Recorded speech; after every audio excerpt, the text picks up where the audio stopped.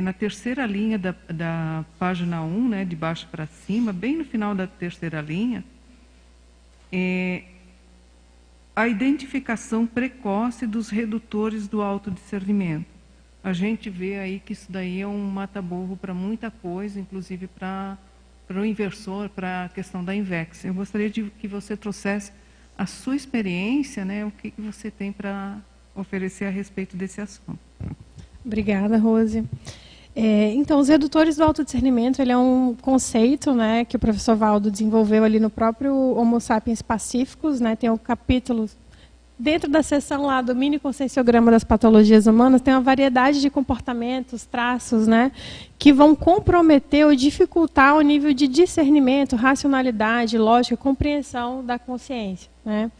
Então, quando já jovem, a gente já consegue identificar esses elementos, né, aqueles fatores que vão dificultar ou comprometer a nossa capacidade de manifestar a nossa lucidez consciencial, maior o efeito profilático em relação à técnica da INVEX, né, e as escolhas que esse indivíduo vai fazer. Então, a gente pode pensar em redutores, né, bem básicos, desde o cansaço, fome, aspectos fisiológicos que podem comprometer, né, mas também os trafares, né, comportamentos, tendências, o próprio temperamento, ele pode ser um redutor do autodiscernimento se a pessoa não dá vazão para a compreensão de como ele funciona no seu dia a dia, né? Então, esse processo de identificar desde cedo vai ter um efeito muito positivo. Então, eu tenho uma tendência, e eu já identificava isso mais cedo, né? A acomodação, a não me colocar em situações de desafio ou de risco, né? Eu era muito insegura quando eu era mais nova.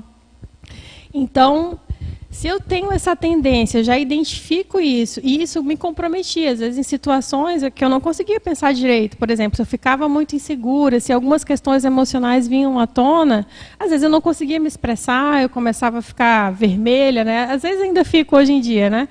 Mas às vezes aquela ansiedade, aquela emoção, e você não consegue raciocinar e expressar o seu pensamento, né?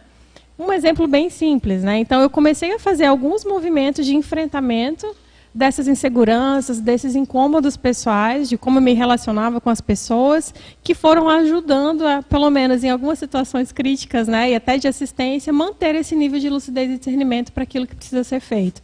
Então, na hora que o jovem, né, ele consegue fazer esse movimento e esse investimento, né, e fazer esse mapeamento desses redutores, né, situações, companhias, né, às vezes algum holopensene específico que vai comprometer a dificuldade de pensar, né, de raciocinar, de escolher melhor.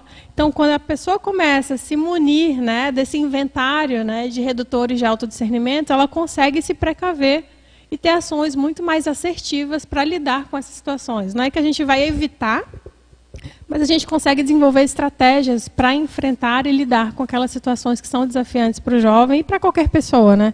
Acho que esse é um conceito que todos se beneficiariam se fizessem esse autoinventário, né, dos redutores pessoais. Tem os redutores globais, que em qualquer situação provavelmente impactariam a lucidez da consciência, mas a pessoa conseguir identificar as especificidades pessoais e como as suas características se relacionam com aqueles holopensenes ou aquelas situações, vai ser muito mais assertivo no caso da consciência.